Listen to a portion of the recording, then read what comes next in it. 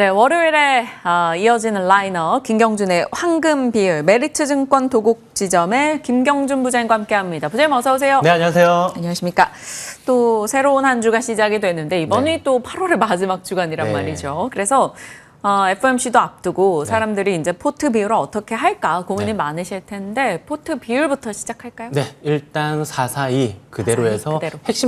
핵심 종목들을 앞단에 두고 중간에는 이제 목요일 새벽에 엔비디아 실적 발표도 있는데 보통 이제 글로벌 IB들이 조금 좋게 보고 있는 이제 상황이다. 그렇기 때문에 중간에는 저는 반도체를 듬뿍 담아 놓은 상태이고 맨 끝단은 이제 금리 인하. 드디어 조마조마하고 시장도 그에 따라 가지고 출렁출렁이 많았었는데 금리 인하 기대가 나오면서 지금 미국 쪽에서는 이미 그쪽으로 선반영한 측면도 있지만 당일에도 그 대형주보다는 중소형주 그리고 오히려 스몰캡보다 더 작은 마이크로 단이라든지 나노 단까지도 내려가가지고 그쪽의 수익률이 한 3, 4% 정도 나오고 라지캡은 한 1.6% 정도밖에 안 나왔거든요. 그런데 증시의 전반적인 상승이 일어났다. 그리고 미국 쪽에서의 특징이 있었어요. 이게 그 조그만한 종목들에 있어가지고는 적자 성장주, 로봇이라든지 의료 AI 쪽이 팍 튀었고 그리고 큰 쪽에서는 금리 하면 저희가 생각해야 될 게 저희가 돈을 만약에 땡겨 썼다. 기업 단에서든 개인 단에서 돈을 땡겨 썼다라고 할 때 뭔가 그 이자가 싸지면 좋잖아요, 이게. 그러면 뭔가 하나라도 더 사고 싶어진다라고 했을 때에 테슬라 주가도 그런 의미에서 경기 소비재 쪽이 올라갔다거나 또는 건설이라든지 전력 쪽이 많이 튀었거든요, 미국 쪽에서. 그런 의미에서 금리에 민감한 쪽이 그리고 연내 수익률이 가장 안 좋은 쪽이 올라갔다. 이렇게 보시면 되시고 우리나라 쪽도 한번 살펴본다라고 하면 우리나라가 요즘에 이제 계속 출렁출렁 거렸었죠. 이게 금리 쪽도 있고 정책 쪽도 방향을 못 잡았기 때문에. 그런데 일단은 외국인 수급 쪽이 5월, 6월, 7월 해가지고 한 10조 정도 들어왔었는데 8월 달 들어가지고는 한 6천억 이상 매도가 조금 나왔다. 네. 그리고 거래 대금도 많이 줄었죠. 한 40조 정도였던 게 20조대로 내려왔고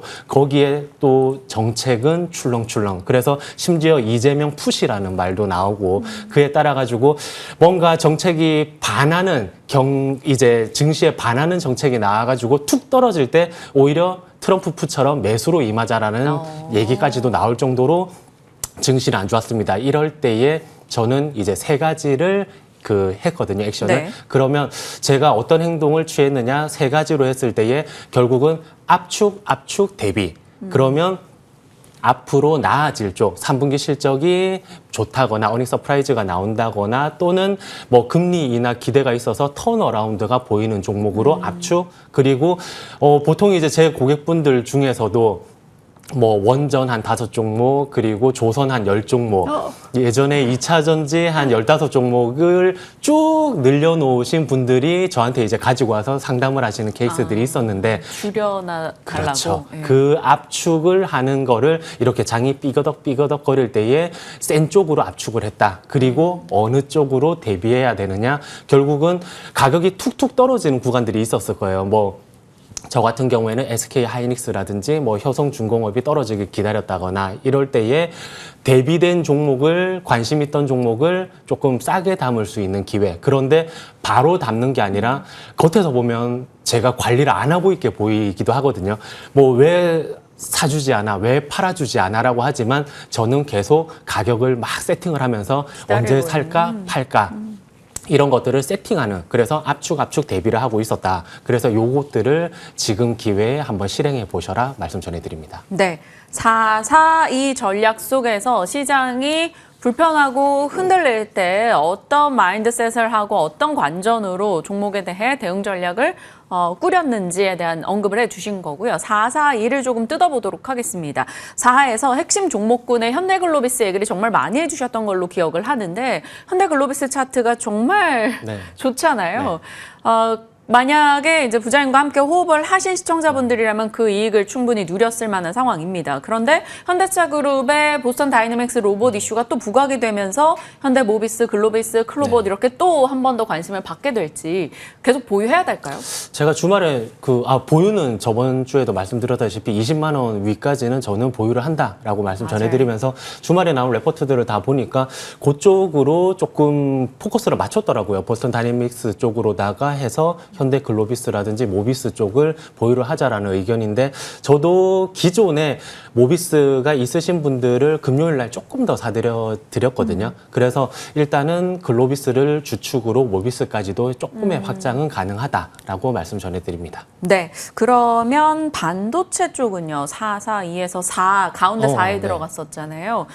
말씀하신 하이닉스 대응도 그렇고 그러면 하이닉스 중심으로 대응을 해야 될까요? 아니면 다른 중소형? 지금 정확하게 이제 제가 딱 구분을 지어드렸던 저 같은 경우에도 삼성전자 올라갈 때 삼성전자 사주세요. SK하이닉스 오를 때 SK하이닉스 사주세요라고 하시거든요. 그렇게 됐을 때 저는 삼성전자 같은 경우에는 그 좀 출렁거릴 때 밑에서 사서 한 10% 정도를 노립시다라고 말씀을 드리고 SK하이닉스 같은 경우에는 정고점 돌파를 노리면서 월 추세로 대응하자라고 말씀을 전해드려요. 그래서 제가 SK하이닉스가 준비된 차트를 보여주시면 한 일본 같은 경우에는 뭔가 갭으로 빠지기도 하고 안 좋아 보이기도 하지만 내용적인 측면에 이제 제가 전달을 해드렸으니까 이제 월봉 같은 경우에 월 추세로 대응하자. 그리고 이 종목은 운용사 매니저들이 굉장히 지금도 많이 담고 있지만 앞으로도 담을 종목인데 월 추세는 전혀 훼손됨이 없습니다. 이렇게 봤을 때에 어떻게 이 종목을 좋게 볼 수 있느냐? 내용적인 측면 말고 기술적으로 봤을 때에 네. 저희는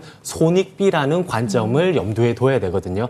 만약에 지금 같은 경우에 정고점을 넘는다라고 하면 한 22% 정도의 수익권인데 만약 여기서 조금 더 빠졌다라고 볼게요. 가정을 해봤을 때에 121선까지 빠졌다라고 보면 한 그 가격이 22만 5천 원 정도고 정고점까지 한 36% 정도 구간이에요. 그러면 이 실전에서 22만 5천 원에서 손절 가격을 잡을 때에 한 20만 원 정도로 세팅을 하거든요. 그러면 빠졌을 때는 10에서 11%, 올랐을 때는 36% 정도 손익비가 한 3배 정도 나오는 우수하다라고 했을 때에 저희 매니저들은 확률적으로 이 종목에 접근을 하게 됩니다. 그렇기 때문에 뭐 엔비디아로 인해 가지고 목요일날 실적 발표 나오는 엔비디아로 인해서 반도체가 좋아질 거고 그로 인해서 처음에 세팅해야 되는 종목군들이 있을 텐데 저는 당연히 대형 종목 위주로 먼저 세팅을 해놓은 다음에 네. 왜냐하면 지수가 우리나라 지수가 갈 때 그리고 수출 위주, 내수가 조금 힘들기 때문에 수출 위주로 갈 때 캐펙스 투자를 늘릴 수 있는 부분에 있어가지고 삼성전자, SK하이닉스 단을 두고 그 밑단을 조금 차분히 꾸려 나가시길 바랍니다. 다음번에는 제가 공략주 시간에 그 반도체 소부장 쪽을 조금 가지고 오겠습니다. 네. 좋습니다. 다음 시간 예고까지 해주셨어요. 한 질문만 더 드리고 시장에 대한 얘기를 좀 할게요. 한 질문은 442에서 2에 들어가 있는 금리 인하 순환의 키워드에서 바이오 종목. 부자님 등남하셨다고. 토모큐브의 네. 아버지로. 토모큐브 등남하셨다고. 사실 작년부터 얘기해 주셨고 10,000원 언저리에서 말씀 주시면서 시청자분들이 그때 5만 원 얘기해서 다들 깜짝 놀랐던 기억이 있었거든요. 지금 어느 정도 돼 있죠? 37,000원 맞아요. 37,000원까지 계속해서 AS 중간에 정말 많이 했습니다. 그래서 토모큐브에 대한 전략 듣고 이제 시장에 대한 마무리할게요. 네, 지금 토모큐브 같은 경우에 뭐 단기, 그 이전 단기는 이제 3만 원 위에서 팔고 다시 재매수를 하자. 재매수 타이밍을 잡아드리면서 지금 제가 준비한 차트에서 그 일본 기준에서 거래량이 500만 주 이상 제가 체크해 왔거든요. 항상 주가를 기술적으로 분석할 때 주가만큼 중요한 게 거래량이다. 거래량이 터지면서 올라가면 저는 사실은 남들이 알기 전에 듬뿍 사놨다가 알게 됐을 시점에 매도를 해나가는 걸 좋아하는데 지금 그 이전 거래량 대비해가지고 굉장히 작은 거래량. 그러니까 5월 달에 한번 빵 떴을 때에 200만 주 후반이 나왔었는데 요번에는 77만 주밖에 안 나왔거든요. 그러면 돈을 효율적으로 써가지고 끌어올렸다. 그런데 언제 팔아야 되느냐?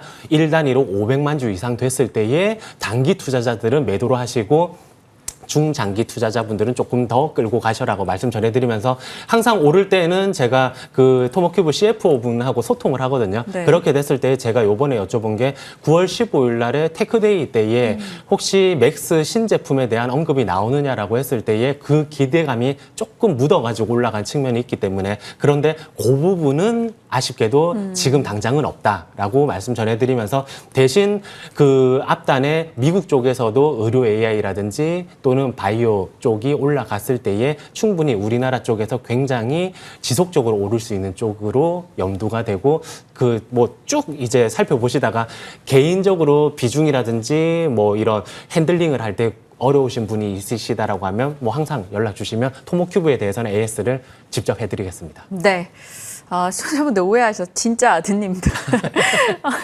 네, 토모큐브 이제 야 아버지 이렇게 워낙 별명이 많으셔가지고 그래서 이제 농담으로 한 얘기입니다, 여러분. 토버지라는 얘기도 하시고, 네. 토모큐브에 대한 AS 한 번 더 진행했고요. 오늘 금리 인하라는 기대감이 한껏 높아져 있는 시장에서 어떤 대응을 해야 될 것인가, 미국과 중국 내에서 아이디어를 좀 도출해 주셨다고 하는데 저희가 한 1, 2분 정도 드릴 수 있을 것 같아요. 네, 그 미국 같은 경우에 특히나 미리 이제 선반영이 된 측면이 있거든요. 이쪽이 금리 인하가 될 거를 가정해가지고 가장 제가 준비한 차트를 보시면 바이오 쪽이 7월부터 가장 많이 올랐습니다. 그리고 러셀 2000이 올라갔고 그쪽은 뭔가 하면 결국은 이 맨 오른쪽에 보시면 연간 수익률이 가장 처졌던 헬스케어, 바이오. 부동산 이쪽이었거든요. 그런데 부동산 하면 생각나는 게 데이터 센터, 리츠 이런 게 생각난단 말이죠. 제가 준비한 ETF가 있습니다. 이게 DTCR이라고 해가지고 네. 그 데이터 센터와 그 리츠와 데이터 센터를 짓는 실제로 투자를 하는 뭐 엔비디아라든지 이쪽으로다가 믹스가 돼 있는 ETF이기 때문에 이쪽도 한 꼭지 보시면 좋겠고 중국 쪽 역시 제가 보시면 오른쪽 밑을 보시면 헬스케어라든지 IT, 부동산 중심으로 상승이 올라갔고 10년 내 지금 많은 분들이 모르실 텐데 상해 종합지수가 10년 내 최고점을 와. 돌파를 해서 아예 1년 동안에 33%가 올랐다. 이게 내수가 잘 풀려서냐 걔네들 펀더멘털 약하거든요. 굉장히 고정투자 최악이고 지금 소비단에서도 힘든데도 불구하고 유동성이 지금 그 증시로 갔다. 그리고 그 유동성이 증시로 갈 때에 부동산보다는 증시로 간 측면 그리고 앞으로도 금리가 지속적으로 인하될 거나 지준율이 인하될 가능성 그리고 수출이 생각보다 트럼프가 느슨하게 대응을 했기 때문에 이 수출이 좋아졌습니다. 그러면 우리도 끝으로 우리도 적용할 수가 있겠죠. 지금 차트를 보시면 중국 쪽이 총 수출이 약간 고개를 들었고 우리나라도 총 수출이 약간 고개를 들었습니다. 내수의 힘듦을 유동성을 풀어가지고 돈을 뿌려가지고 대응을 하고 수출은 수출단에서 약간 고개를 들었다. 나머지 딱 하나 남았거든요. 정책 부분. 정책 부분 제발 오락가락하지 마시고 처음부터 5천 이재명 정부의 기조대로 5천에 맞춰가지고 주주 친화 정책을 펼친다라고 하면 우리나라도 못 갈 게 없다. 제발 이쪽으로는 정신을 똑바로 차려주시길 기원드립니다. 네, 시장에 대한 이야기, 전략, 종목에 대해서도 살펴주셨습니다. 메리츠증권 도곡지점의 김경준 부장님과 함께했습니다. 고맙습니다. 네, 감사합니다.